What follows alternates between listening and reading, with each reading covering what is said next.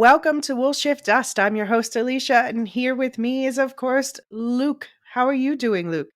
I'm very well, Elysia. I always like it when what I think of as our theme tune, our proper theme tune, kicks in. Like every time we've done like Beacon 23 or Dune and that you've come up with different music, I always feel slightly discombobulated. This is where it all started. It is almost like Exactly. almost trick myself into thinking it's the theme song for the show, but it's not. It's just It's just some nice music we were kindly allowed to use. yeah. So just a reminder or an introduction for anyone who doesn't know yet, we did start this podcast, We'll Shift Dust, as a silo podcast with season 1, ramping up to season 1. I have read all the books. Luke has not read all the books. So our spoiler policy is to protect Luke's book innocence at all costs, but we can talk about book stuff that's already happened on screen. Yeah, I remain the font of all ignorance. Yeah, well, I feel like they're dipping me in that font as well with Yeah. the way they're diverging from the books. This is actually our second Silo Season 2 prep ep, so check out our breakdown of the Comic-Con reveals if you haven't yet. We'll be referring to some of those today because what we're seeing now is kind of building off what we talked about then. But we are here today to talk about the new trailer that just dropped this week for season 2 of Silo. And that link is in the show notes. If you haven't watched it yet, I definitely recommend pausing now to do that. It only takes 2 minutes. And then we're going to break it down in all the detail, except, of course, the book spoilers, which I will save for my discussion with Abby in the book club. So, of course, that includes spoilers for anything from season 1 and also the Comic-Con discussion that we talked about in our announcement breakdown. Like I said, I'm allowed to bring up any book content connected to what is already played out on screen. So that's the first half of the first book in the Silo series, Wool. But I will not talk about anything that happens in the books that hasn't yet played out on screen. I save all that stuff for the book spoiler episodes in the Supercast and Patreon book club, and you can find those links in the show notes if you are interested in that. Here, again, we're protecting Luke's book-free perspective so that we can also allow all of you who are discovering the story for the first time to learn the twists and turns as the show lays them out. That said, they are following the book story with a lot of changes. And it seems like more as the story goes on, which makes sense, of course. So they're leaving even us book readers a lot of room to speculate. Shall we begin, Luke? Yeah, shall we dive right in? All right. Your regularly scheduled breakdown will begin in 3, 2, 1. So there's a lot of things intercut together in this trailer. So we're going to pull out one whole thread at a time and see what we can unravel, starting with we swirl through orange water down a spiral that looks like the spiral stairs, or is it the Ammonite shell from the opening credits of season 1? And the camera pulls out, showing Jules' face standing outside in her cleaning suit as the false green vision of the world outside flickers out to expose the actual wasteland present. So basically, this is how season 1 ended. A voiceover replays her conversation with George from last season, where she asks what the big question is, and he says, "What if everything you know to be true was just one big lie?" So, Luke, that word lies comes up a lot in this trailer. Lies within lies. It does. It does. And it's a nice little shot that just reestablishes, yes, this is what you saw last time. This is where we are. We're moving forward from this point. Juliet is outside the silo, and the computer program that shows the world being all bucolic doesn't work. The world's actually a devastated wasteland, and now we're moving forward. Yeah, so lies within lies. It's like this was a frustrating thing not to talk about last season, as you know, it's dead outside. No, it's green. No, it's the green that's the lie. Gotta say, Elysia, I admire your restraint. You were very, very good at it, not giving the game away. Thank you. How would you summarize why do they have the lying green outside? Well, I mean, you saying that in the book, the reason is to persuade people to clean the camera. They did also say that in the show. They do also say that in the show. I've never been convinced that logic works because if that's me in the suit, I'm like away over the hill, woo!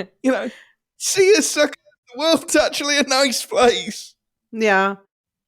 Yeah, I mean, it made sense with Allison doing it because Yeah, she said that that was a communication. She told Holston, like, if I clean, that means that it actually is green out there. yeah. But for other people, so in the book, it's kind of like a feeling like they feel sorry for the people. They're like, oh, might as well give them a clean screen before I go wee over the hill. And in the show, they imply more that it's like they're trying, that people think, oh, if they clean the screen enough, they will have the idea that, or they'll be able to see what it's really like out here.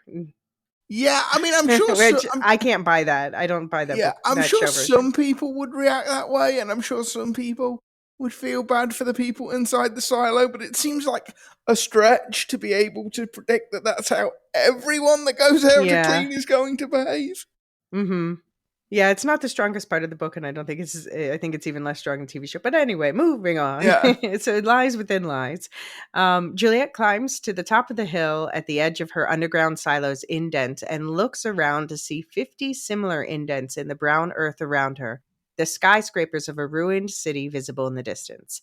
So we already know that her silo is numbered 18. That's the number on the hard drive from last season, for example. And we know from Comic Con and yes, the books, that the silo nearest to her is number 17.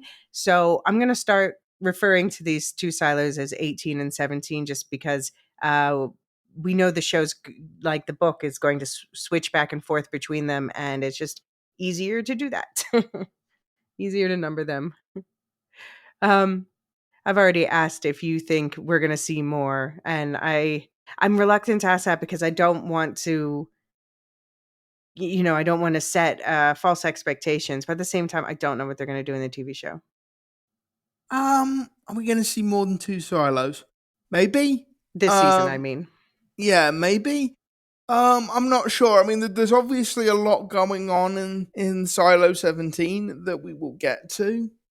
hmm And we know that there's only one other person in Silo 18, so that oh wait, seems like... 18 is where Juliet came from, and Oh, 17 sorry, is other way Hosea. around. Yeah. So we know there's a lot going on in 18 that we'll get to. And we know from the Comic Con reveal that there's only one other person in Silo 17. So it seems to me that there's enough going on in the 2 silos to fill the season. I don't think there needs to be a More. 3rd silo, a 4th silo, etc. to bulk out the story at this point. Yeah. Yeah, that is also the thing. I mean, I'm glad that they cut the first book in half, into 2 seasons, but still it's only 10 episodes each, which is, not that much time to tell the No. story. So in the trailer, we hear Bernard speechifying to a crowd inside Silo 18, the silo Juliet just left. For as long as we can remember, everyone that goes outside is killed by the dangerous toxins of an unsafe world. Juliet Nichols asked to go out, but she died a hero to the silo. And then Shirley from the middle of the crowd yells, "They're lying." So in this speech, how do you think Bernard is spinning the situation with Juliet disappearing over the hill? Well, I mean, that spinning is definitely the word. He's spinning it for all it's worth. And it's like Bernard, who is a very undemonstrative character. I think quite a shy guy, actually, from season 1, trying to be like a rabble-rousing orator, and it doesn't really work. It doesn't really fit him. I am interested to know a bit more about the story they've come up with and this idea of Juliet being a hero to the silo, because is that what they say about everybody that's sent out to clean? What have they kind of added to the story here? Yeah, well, I mean, because obviously something different happened. This is the first time they've ever seen someone go to the other side of the hill. They all fall down on the hill. Um, so he's spinning it as, I don't know why. Why does he say that makes her a hero? Yeah, so I want to know what the story they've invented is. Yeah. And they must have invented it quite quickly as well, because this is probably only taking place a couple of days after the events of season Right. 1. Like, I would Oh, yeah. imagine Bernard wants to get his narrative, whatever it is, out there relatively quickly. Yeah, for sure, for sure. And we also see Sims, Billings, and Judge Meadows backing him up. What are you expecting from these 3 characters this season? Well, like I said in the Comic-Con episode, I think Sims and Bernard, one will kill the other this season. I have Okay. no idea which way round that will be, but I think one of them will kill the other one. I think Sims and Bernard's relationship is going to be really interesting because we know that Sims is torn between his loyalty to what he perceives as the best interest of the silo and his family.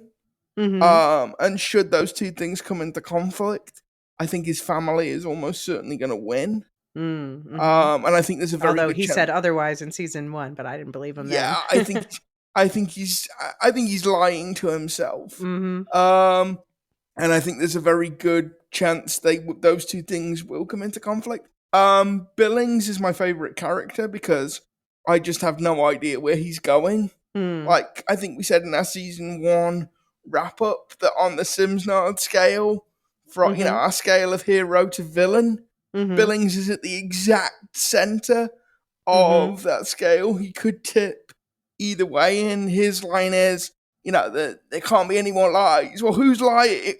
Whose lies, Billings? Whose lies? And what are you going to do about it? And what are you going to do about it? Because, like I said in the season 1 wrap up, if you told me the entire show ends with Billings as the major hero, I would believe that. If you told me that the entire series ends with Billings as the major villain, I would also believe that as well. So I'm really fascinated to know where his character goes. Yeah. And what about Judge Meadows? She's a new character. I mean, they mention a judge in the book who plays a small role, but they basically have invented this character wholesale. So I can't tell you really where she's going. What do you think? Well, she's recovered from her, in inverted commas, cold that she was suffering from in season 1. So something serious has happened because she's literally left her apartment. And the sort of implication of her character in season 1 is that she was something of a recluse. So that's interesting. We really don't know too much about her and her motivation. Other than that, she seemed to be in Bernard's pocket, to be in IT's pocket in season 1. Whether that starts to shift as the sort of tectonic plates in Silo 18 society shifts, that's going to be worth finding out. Yeah. Yeah, because I could see all these characters getting redemption arc, but that can't be. So I don't know. Yeah. No, there's I can believe Sims getting a redemption arc.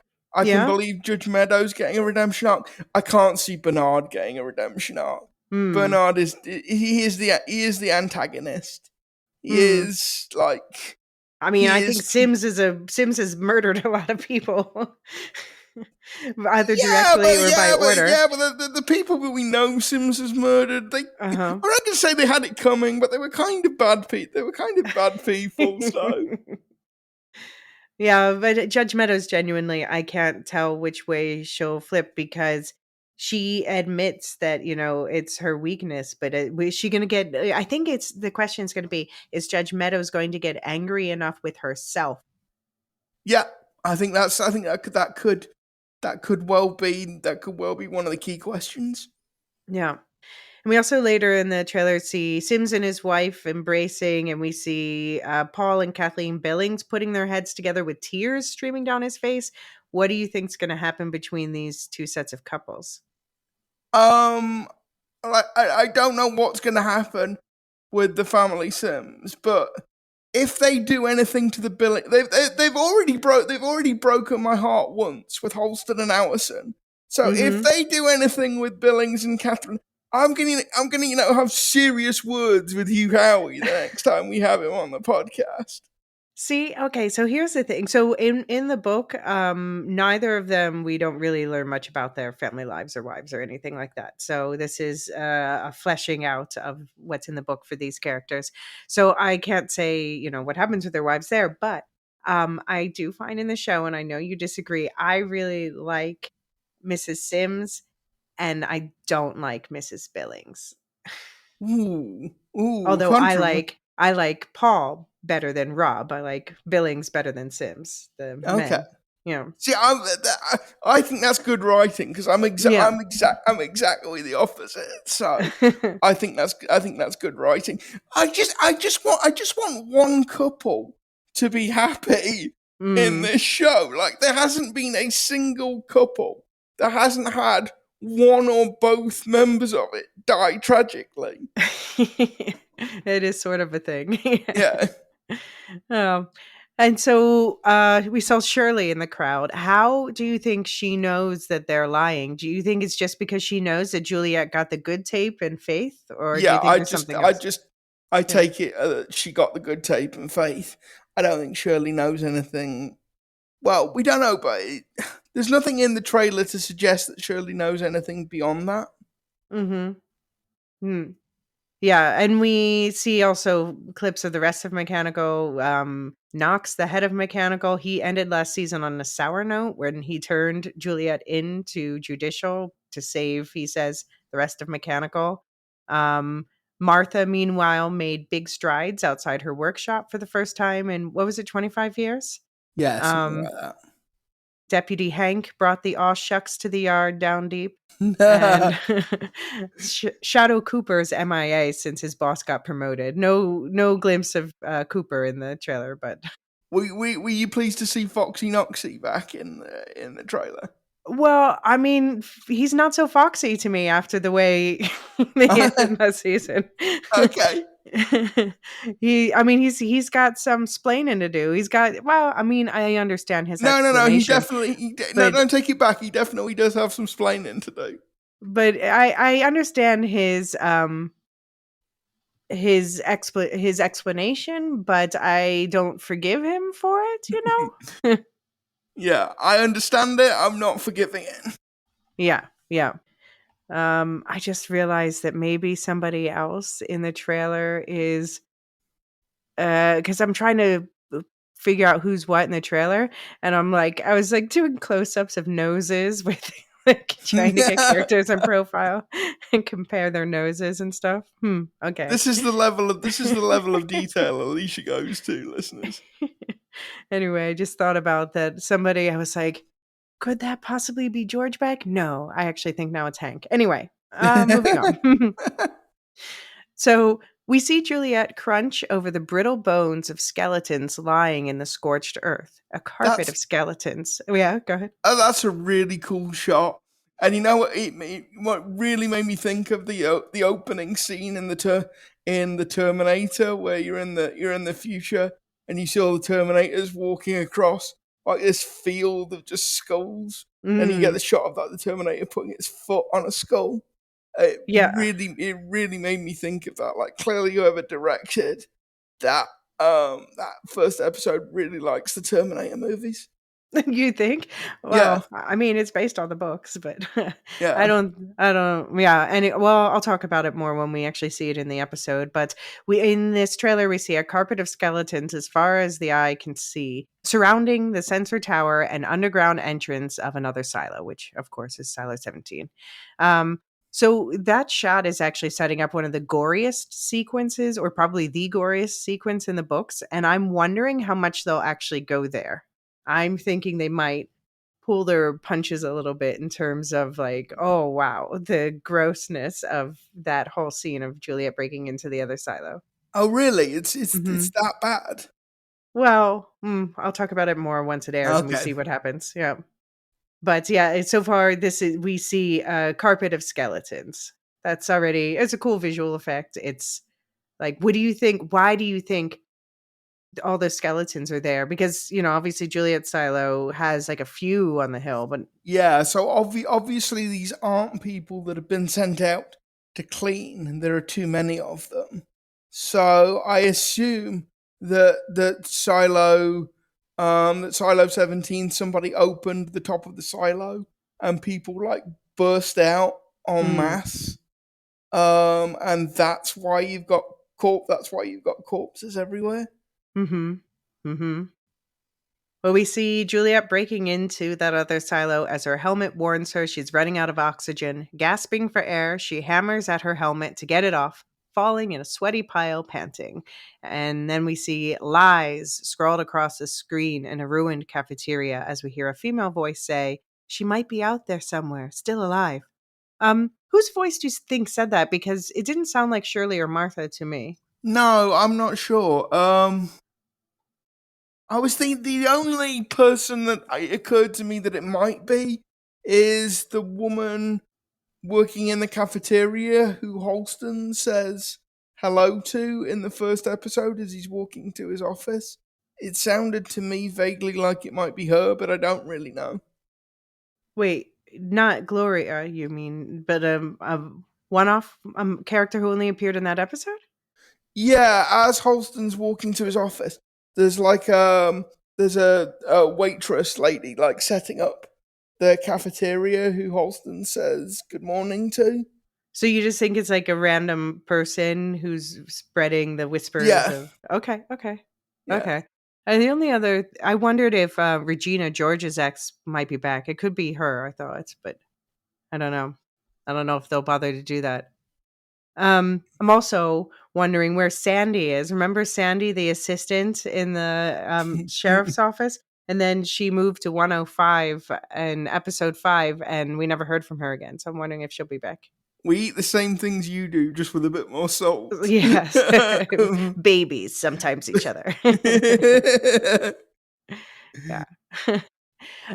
So the cafeteria we see with it looks like it's ruined with the lies scrawled across the screen. Do you think that's in 17 or 18? And how do you think it got like that? If it's in 18, then that's Ruh-roh. really interesting. I don't think we have enough information from that shot to know because it looks, and maybe we'll find out different when we see the show, but it looks like all the, or at least those two silos are identical.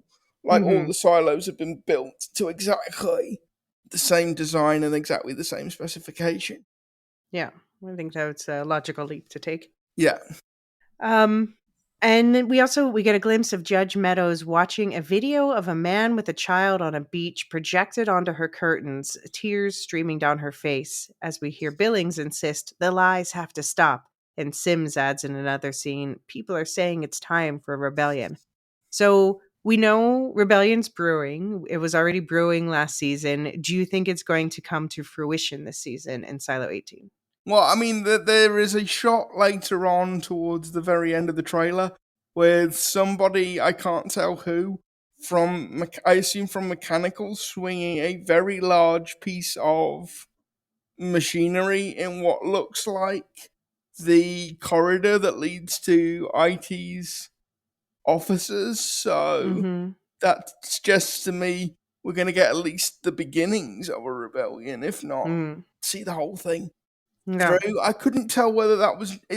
I'm doing it a bit out of sequence, I realised, but I couldn't tell whether that was Nox or just some random big guy from leading the people Mountie. charging. Yeah. I think it was Nox. I paused. Okay. It was Nox, and I could see Shirley behind him and stuff. Yeah. I mean, we also saw rioting last season, so we don't know whether or not that's full blown rebellion. But it's at least some heavy rioting. Well, we see even more later. But it's not out. It's not like out in the stairs. It seems to be in like those little corridor. plush suite of officers that IT get to use. Yeah. Yeah, and we also see in Silo 18 a parachute jets up to the top of the silo, exploding outward hundreds of slips of paper that rain down to all levels with the words, "Juliet lives." A shot from the bottom shows a rolling blackout going up the silo as those papers descend. Dr. Daddy Nichols tells someone, "You can't control what she means to the people." So, what do you think? That parachute thing must be something Martha invented, right? That's yeah. new. I actually thought it was a really nice, cool, callback to the ceremony we see in season 1 where they're lighting the lanterns and letting them float up to the top of the silo. This is right. like the inverse, the opposite of that. And I don't know. I imagine they must have thought of it, but I thought it was a really nice sort of callback to this is what happens when things are going when routine is being observed in the silo. This is what happens when it isn't. Yeah. I actually thought of in season 1 where there were some kids who had made like little paper twirly things and thrown them over the side Yeah. to like watch them flutter down. And I was like, isn't that a waste of paper? Which is, they also got quite a lot of paper for this task, but I understand they're making a point. They're making a point, yeah.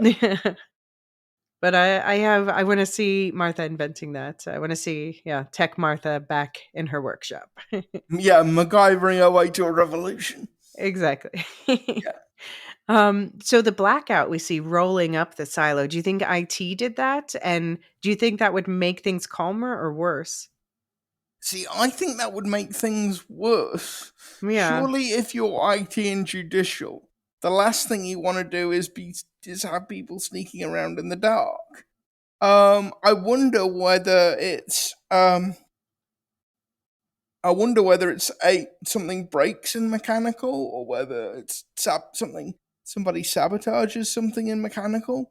Because you're right, it does rise bottom to top, but it does so quite quickly. So yeah, that's what I wonder too. And obviously without the backup generator set up or something. So yeah. So I wonder whether somebody has to go and change like a massive fuse or flip like a really big switch. Somewhere.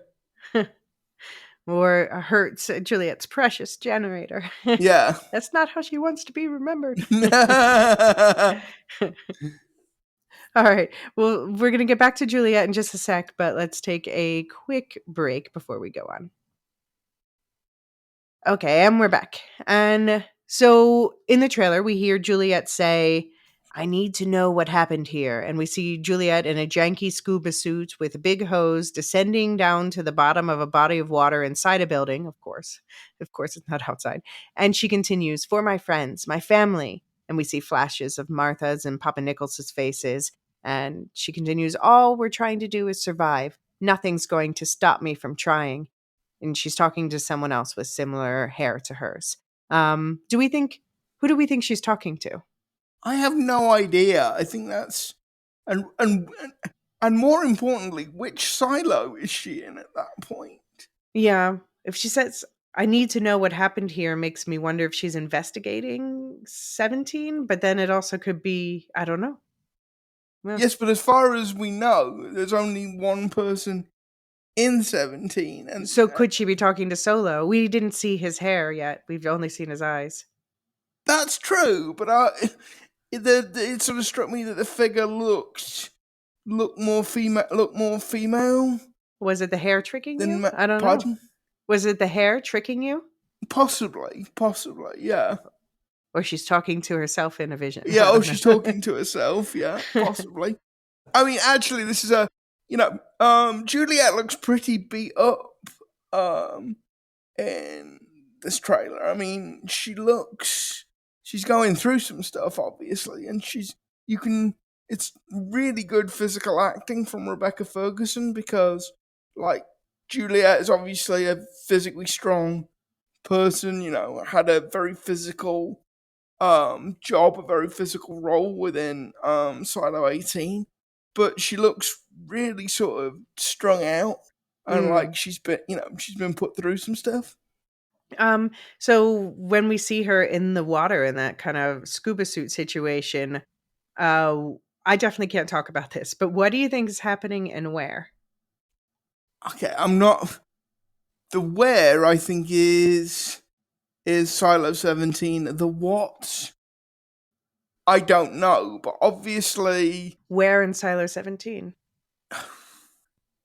See, this is really annoying because you know exactly what's going on, and I haven't a clue. This is a famous sequence in the books. I mean, okay. Like it's a memorable Okay. sequence. Well, I'll if say. there is water anywhere in the silo, it's got to be at the very, very bottom of it. You would think. Yeah, we talked about groundwater. Yeah. Yeah, even well below where mechanical is, there's a lot of it. So is this like the central reservoir that all the silos draw their water from? Because that's something I've been interested in season 1. Is where are they getting water from? So is Well, this I like mean, we talked about how groundwater just you have to fight it from coming up yeah? when you're a But mile underground. is this like an aquifer? Is this like the central reservoir that the silos draw water from? Um, but whatever it is, in order to get Juliet into water, something very serious has got to happen because I think you said this is an invention of the show, but Juliet is Mm-hmm. frightened of water. Yeah, definitely adds a wrinkle to this whole sequence. Yeah. Yeah, And this is also where Rebecca Ferguson was interviewed after season 1 and asked about season 2 to describe it in one word. And she said wet. And people are like, wet. Well, now you know wet. She probably got extra pay for the full water submersion yeah. scenes. And we also see a man climbing up a long ladder somewhere. So at first I thought this looked like George, which doesn't make sense because he's dead. Although, flashbacks aren't out of the question, but I'm not holding my breath for any dead characters to come back because, first Elysia, of all, stop trying to make George happen. no, it's about Lucas, baby. But so, yeah, this is where I was like pausing and looking at noses, and I think it's Avi Nash's nose. Okay, Maybe. I think, yeah, okay. it's more his than was it Billy oh gosh. Postlethwaite. Postlethwaite. Yeah. um so but then okay, if it is Lucas, then why is Lucas crawling up some super long ladder from clearly somewhere very deep? Well, Did we he don't know actually get what. sent to the mines? Yeah, I mean that was what he was threatened with. Mm-hmm. But Um, it's notable how little of him we see in the trailer, so they're hiding something. yeah. So yeah, he was sort of literally sent to the mines, so we could just be seeing him in the mines, I guess, Okay. or him trying to escape from the mines. Mm-hmm. Mm-hmm. Okay. And we also see Shirley and a group that seem to be up to something in a graffiti-covered tunnel down deep. I wonder if could this be the tunnel to the digger room or elsewhere in the mine somewhere? It's very hard to tell what's going on in Mm. that shot, other than it's Shirley and a group of people. Yeah, I don't know what's going on there. Yeah. All right, continuing to mix up the order of the trailer a little bit to keep story elements together. We see Juliet walking across a strut where the rest of the floor has fallen away and a rope around her waist. She falls before she can reach the other side, grabbing the opposite ledge, but slipping.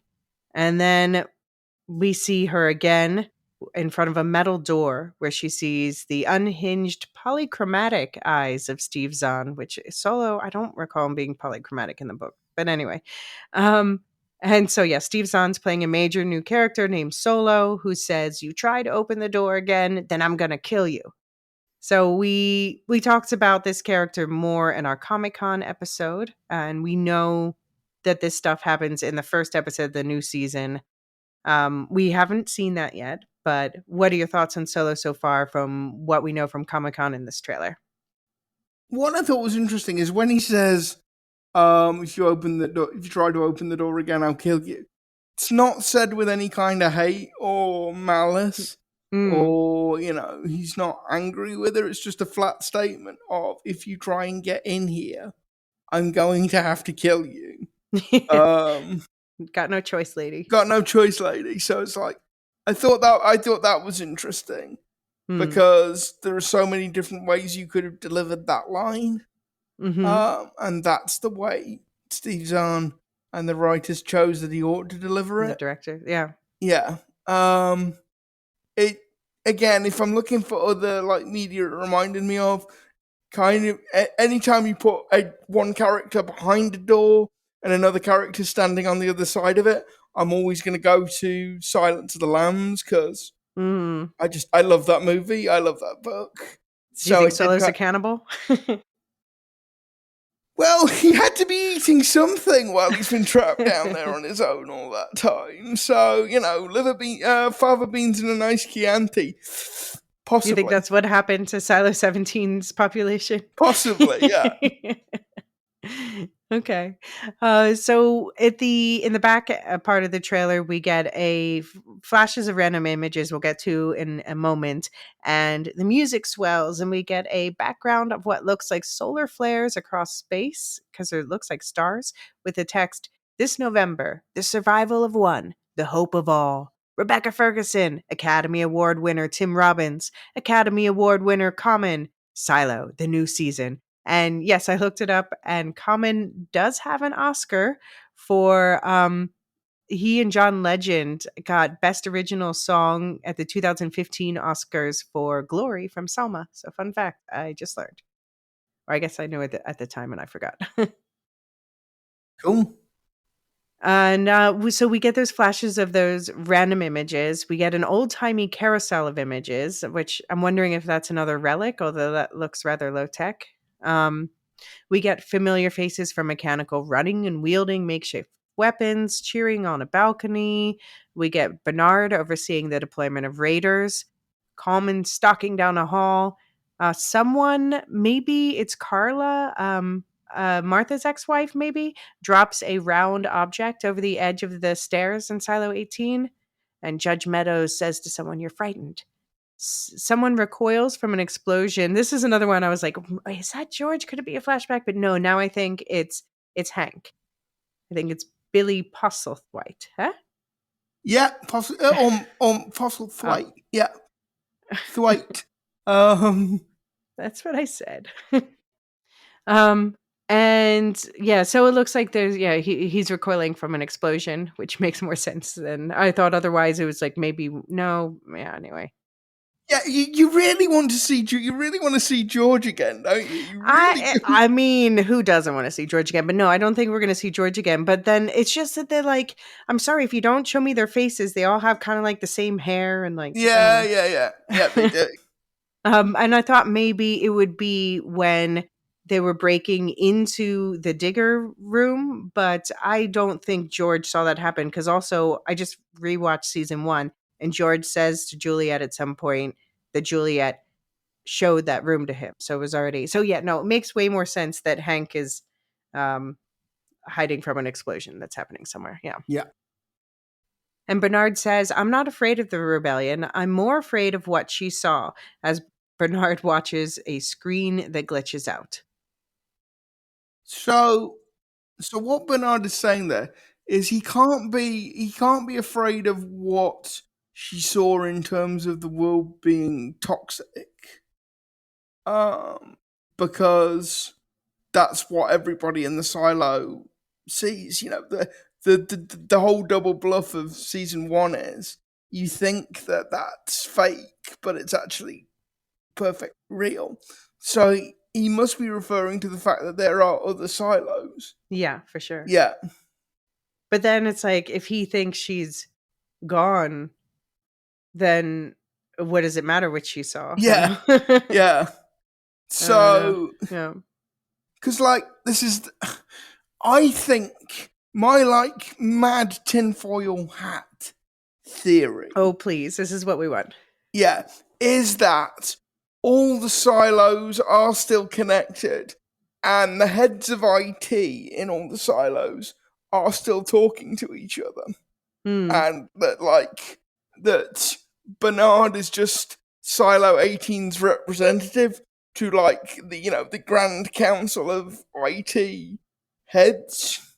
Okay, and that something catastrophic went wrong in Silo 17 of unknown nature and duration.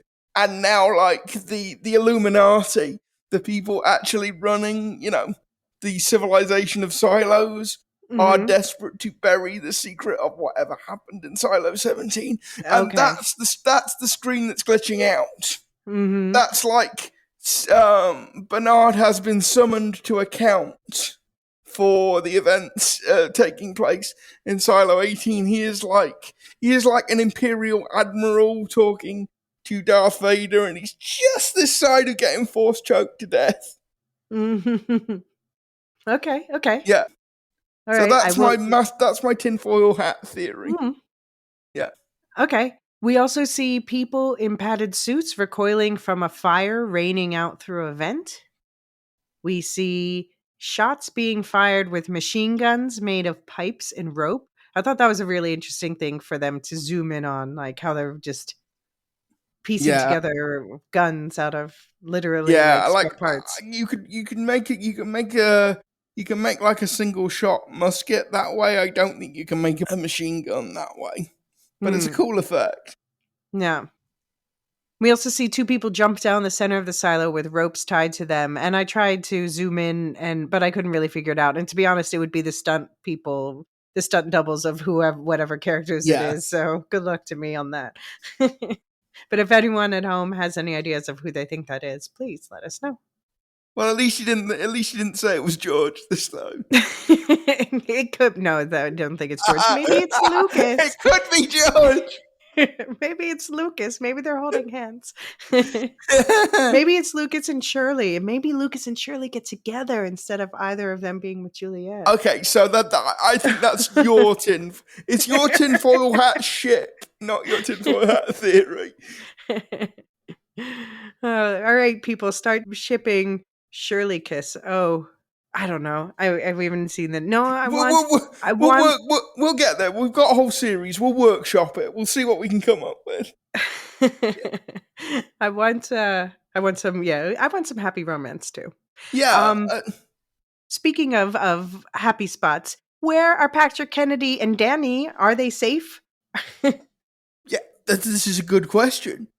This is a very good question. I'm gonna say probably not. I think Sims is a efficient enough bloodhound, and the number of places you can hide in a silo is sufficiently small that I think the raiders have probably got to them by this point. Okay. Unfortunately, So what does that mean? Do you think they're down in the mines now or something? Sent to clean? No, they wouldn't send a. Well, I don't know. I think they may just have had a Another typical, accident? a typical shot while trying to escape. Whoops! They fell over the banner, kind of Hmm. deal. I hope not. I hope not. I hope that they'll be back, even if that's our entryway into seeing the mines and Yeah, or that what's would be going cool. on. Yeah. So, what did you think of the trailer overall? I thought it was good in that it gave you a flavor of what season 2 is going to be like without doing one of those things where the trailer basically shows you the whole season in miniature. Right. I thought it gave you a very good sense of like this is the atmosphere, and I thought it got across. I mean, it's hard to tell because we watched the Comic-Con interview, so we sort of knew what we were looking for. But I thought it Mm-hmm. got across the idea that this is taking place in at least 2 different locations, Mm-hmm. 2 different silos quite well. It got me pumped for season 2, which is really all you want from a trailer in the end. At Right. the end of the day, That's the point. Yeah. yeah, Yeah, and we know from Comic-Con and that most of this trailer is from the first 2 episodes. So this is like following the immediate aftermath of Juliet walking over the hill. What do you think happens after this? Oh, good grief, Alicia! I don't know. I'm the fond of all ignorance. More tinfoil hat theories. More tinfoil hat. No, sorry. You've got all my Okay. tinfoil. I've used up all my tinfoil for one episode. All right. Well, then let me ask you this: what character or characters do you think are most in danger this season? See, logically, you would say Juliet, but then you've got to say Rebecca Ferguson, biggest star of the show and producer. So she's got pretty formidable plot armor.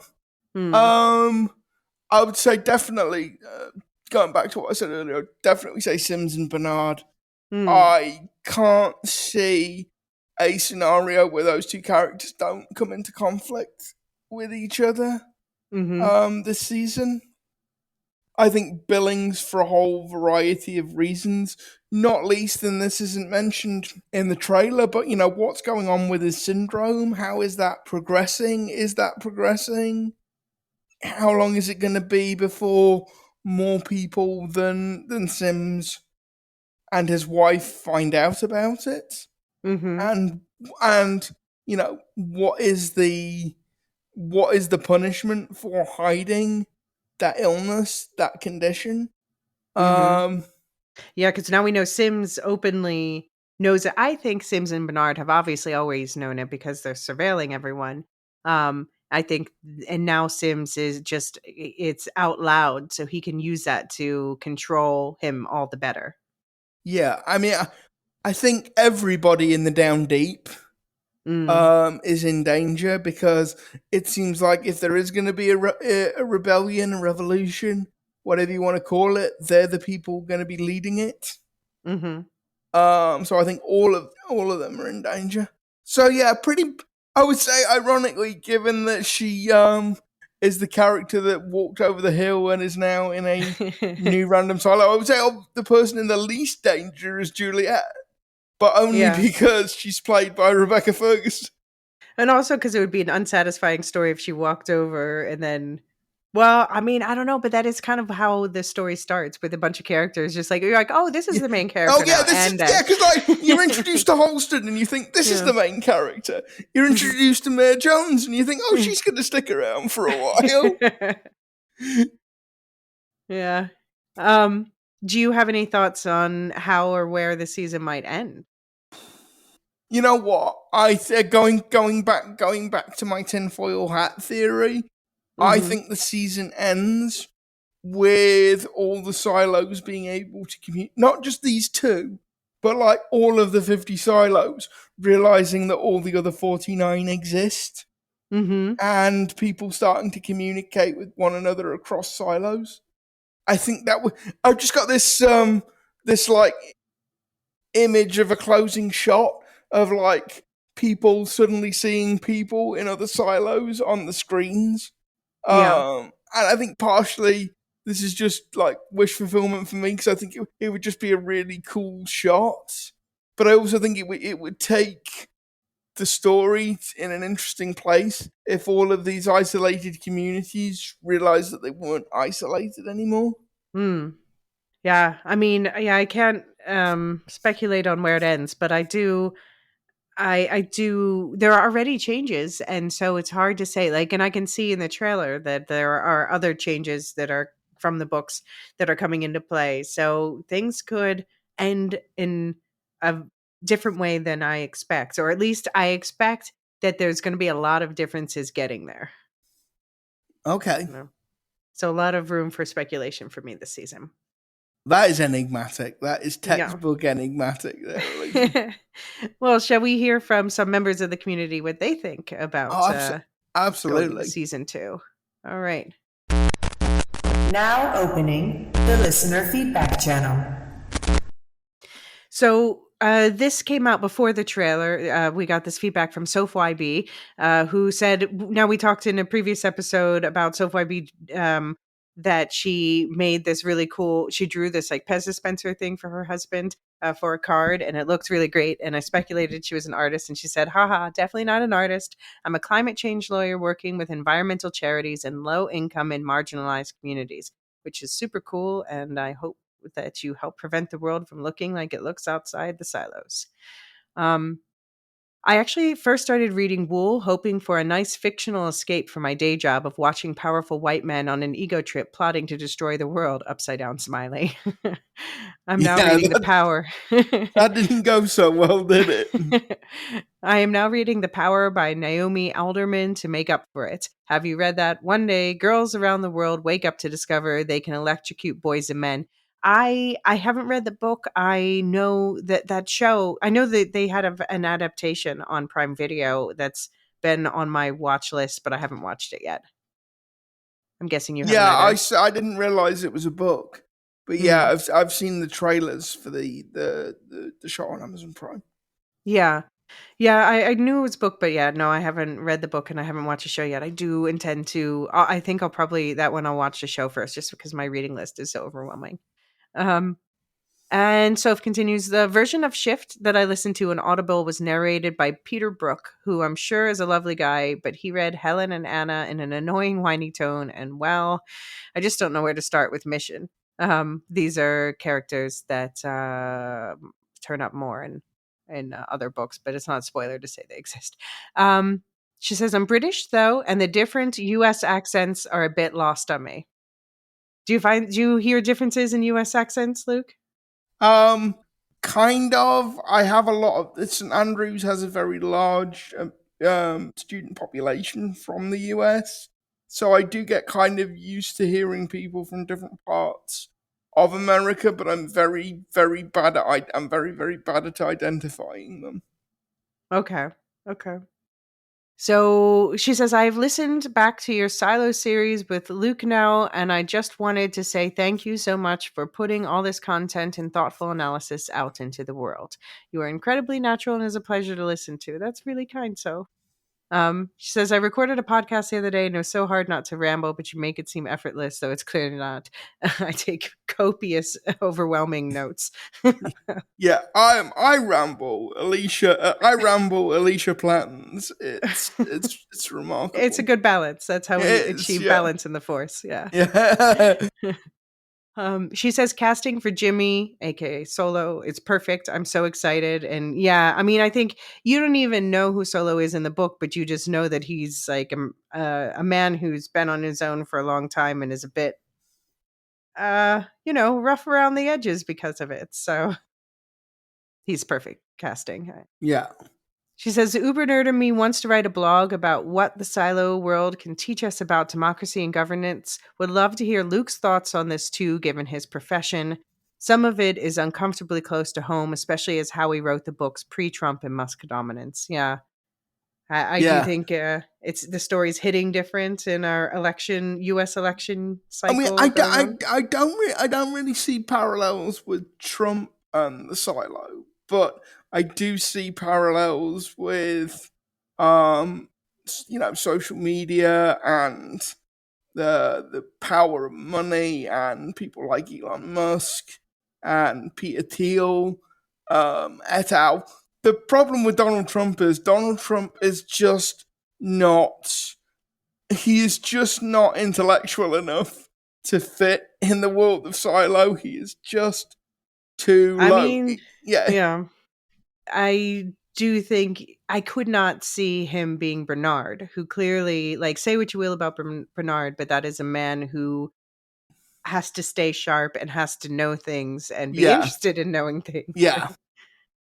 And also what we've seen 1.5 mayors, if we're calling Bernard the half mayor, and Johns was mayor for 40 years. And it feels like the mayoral position, we now know that really Bernard's more the one with the power, but the mayoral position is there to like comfort the people. So you need like a warm, cozy person.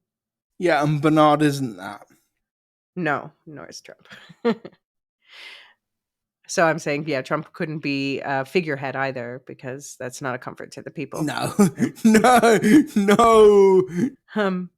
Okay, well, we also have a voicemail from Lestu, so I'm going to play that now.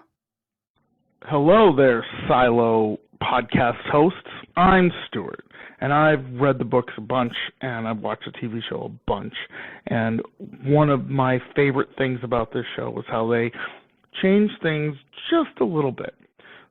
Take episode 3, for example. That whole shutting down of the machine took a long time in the book, but in the show, it was really concise and really tense. Like I said, I've read these books a bunch. I've watched the show a bunch. Even on this rewatch, I was like, oh man, I hope she makes it. Because if she doesn't, oh wait, of course she's going to make it. I've seen this. You've read this. Come on now, buddy. So that's what I really like about this show, is that takes what we know and changes it just a little bit to where you don't know. Anyway, can't wait to see season 2. Love the podcast. Thanks, guys. Bye. Yeah, thoughts? Does that comfort you to know we're on edge as much as you? Yeah. I mean, it's also the mark of great writing and a great show if it can make you feel nervous the second time of watching it, even when you Mhm. know the outcome. You're so caught up in the moment, so caught up in what's going on the screen in front of you that your brain kind of forgets that you already know the outcome. That is the mark of really high class writing, really high class acting, really high class production across the board. Yeah. Yeah, it looks like season 2 is gonna be an even more explosive, ha, ha, ha, season. Because get it? Because we literally saw explosions I anyway. see what you did there. Yeah. Uh, so, there's already lots of general hype on the Discord for anyone who wants to join that conversation.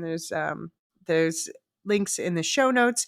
Just to quote Sub-Zero, I've decided not to read the books at all until the series wraps. I think I'll enjoy it more that way. So just to put out there that there are a lot of people who are choosing to do this without reading the books and experiencing the twists and turns as the show airs, which is why we are not going to spoil any of that on this public podcast.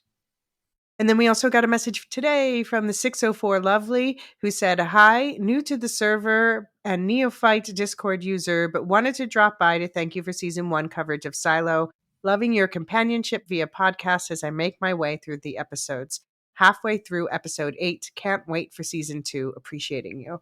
So thank you. That is very lovely, 604 Yeah, Lovely. I'm liking all the love we're getting Yeah. today. You can't see this, but my head is actually physically swelling up right now. Yeah. So thanks everybody. It's very much appreciated.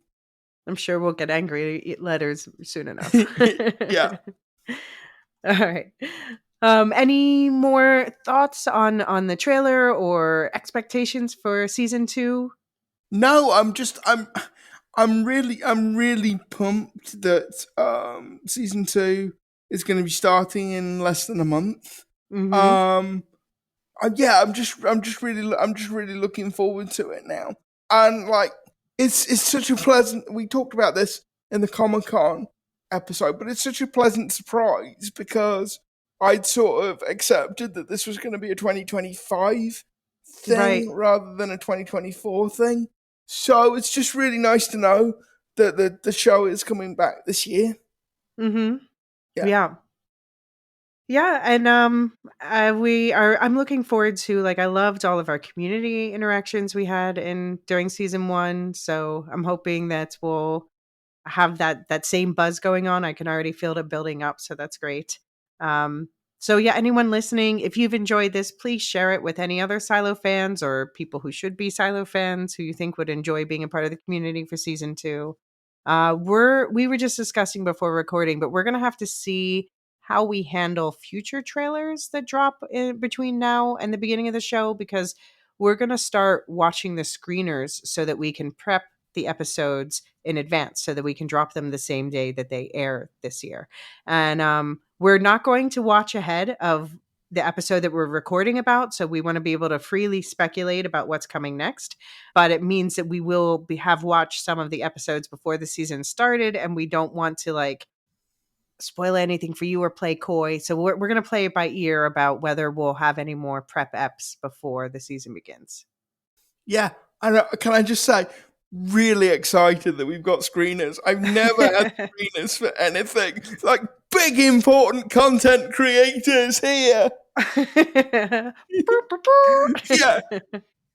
They are super handy, especially it was because I like to go in depth for this show, so it gives some more time to like to turn things around and get that out in a timely manner. So really grateful to Apple TV for that. We still do want your feedback, listeners, for special mailbag episodes. So we'll release periodic mailbag episodes. Just email your thoughts to woolshiftdustpodcast@gmail.com. You'll find that link in the show notes, and you can also contact us on the various social medias, or at least you can contact me. Luke, you're wisely avoiding social media these days. I have definitely got out of the toxic dump that Mm-hmm. is X. I don't even like to call it Twitter anymore because I met a lot of nice people on Twitter. You're one of them, Elysia. I have very Mm-hmm. fond memories of Twitter. Twitter is dead. It's gone. It's done. It's Well, now they're finished. removing the block ability, if that's Yeah. even allowed. But But yeah. so I'm not on X, but I am on. You can find me on Blue Sky at Luke Medup, and I am for as a new season resolution going to be more active in reading and posting on the Discord. I Okay. promise. Well, I you can promise. definitely find me there, so I'll make sure Luke gets any messages that Yeah. way as well. Um, Now, on the Silo theme, in the book club, Abby and I wrapped up the Silo book breakdowns, and the short stories episode is going to be released right around the same time that this one drops. And that will be followed by 2 season 1 rewatch episodes. And I want to thank our newest book club members, Jackie and Mike S., and our new Storiesins, Ken W., the OG Storiesin, and Lestu, who you just heard from, who always holds the title also as OG Ken and Padawan. It's from Star Wars, the Star Wars podcast. Yeah. um, so there will also be additional book spoiler episodes for subscribers as the season goes on, and I will be creating a show guide with full spoilers, which will be available to all book club members, as well as there's a new season pass option for people who only want Silo season 1 and the book, or season 2, or the two combined. Only the content for Silo without the holiday specials and other Hugh, Howie, and Dune content. So check the show notes for links to that, and also links to the Supercast and Patreon where you have access to it all. And speaking of Dune, we've recorded our first part of our Dune book breakdown. Yay! And we are recording the second part this weekend. So together, those 2 episodes will be all of part or book 1 of the first novel. So watch out for a re-release of our Intro to Dune episode, which will come out first for a refresher on the story behind the book. And yeah, I've been enjoying getting back into that. What about you, Luke? Yeah, no, I've really been enjoying it. So, yeah, just a warning though, if you've got any long journeys planned, if you've got like anything that's going to take a while, maybe set those podcasts to one side because they be long, people. They be long. Well, the first one did come close to 3 hours. We'll see how it is after editing. But Yeah, so like I say, if you've got any long journeys coming up, anything like that, or you want to leave it for a while and you'll be traveling for the holidays, those would be ideal traveling companions. for the first one, we also had David from the Lorehounds as our guest for the first part of it. So we got into some very deep discussion, just setting up like the world building and the characters and all that stuff, which is why we split the first third of the book in half, so that the second half we can focus more on, okay, this is a story going forward. Yeah.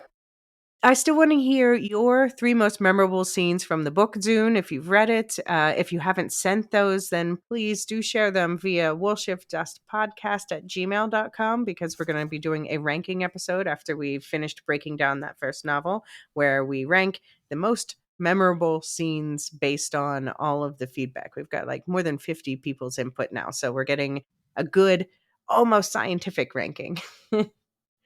Um, and also released just after this in this public feed, you'll find this year's Spooktober special, which is about The Craft and the sequel to The Craft. And subscribers, you'll get a bonus Spooktober episode also about witches with the audio drama coming your way this month as well. And on the rest of the Lorehounds network, on the main Lorehounds feed, Rings of Power just wrapped up. Weekly Agatha All Along coverage is going on into early November. Coverage of The Penguin is going on. There's Spooktober coverage of the Poltergeist series of films. And in November, Dune Prophecy coverage will be there, since we're doing Silo here on this feed. And there will be one-shots for Wicked, Nosferatu, and more. And on the rest of the network, on the Star Wars Canon Timeline podcast, I'm continuing the sweep of flashback episodes through the High Republic with more Star Wars visions in the High Republic, Young Jedi Adventures Season 2A, the new Kelnaka comic, and Darth Plagueis book are all coming up soon. Radioactive Ramblings, meanwhile, is breaking down the Red Rising series of books, 3 chapters at a time. And I haven't read those yet. They are like at the top of my list as soon as I'm not reading books for podcasting purposes. But I have the feeling that if you like this, you'll like that. So never is what you're saying, really. No, I'll squeeze it in. I'm squeezing it in. Right now, I'm rereading the original Dune book and Dune Sisterhood and Wicked and Dracula at the same time. So, wow, you're gonna be having some trippy dreams if you put all that. Oh, together. I do. I have great dreams. I play enough video games that I think I'm a superhero in my dreams. And of course, we want to mention the newest podcast on the network, Never Mind the Music, combining music and psychology. The latest ep as of this recording is Don't You Worry About a Thing by Stevie Wonder and Descending Worry Lines. So they always pair a song and a psychological theme. So you can also catch up on past episodes like That's What You Get by Paramore and the Motive Limbic System, or The Crossroads by Bone Thugs and Harmony, and the 4 Rhythms of Grief. So I'm super enjoying their stuff, and their episodes are much shorter than ours. And Luke, what's up with It Can Be Said, your other podcast? So yeah, me and 2 friends from university record a regular-ish podcast. We're not really on a schedule. We record as we get enough material, and that focuses on British politics. It focuses on international politics. We touch on sport. We touch on culture. It's basically 3 guys from uni who live in different parts of the country, so don't get together that much. So we just talk about you hang what we're out interested and in. Yeah, we just talk people about can what hang we're out with you. interested in, basically. Okay. Cool. Well, you'll find all those links in the show notes. Any final thoughts before we go? No, I think I'm pretty much tapped out. I have that effect on you. Well, talk to you all again soon. Looking forward to it. And may your season 2 be very wet.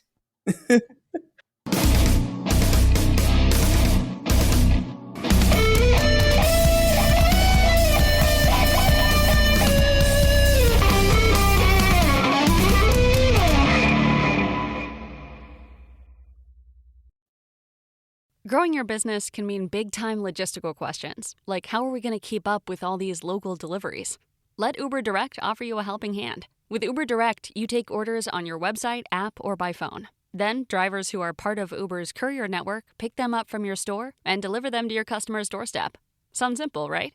Delivery just got better with Uber Direct. Learn more at uberdirect.com.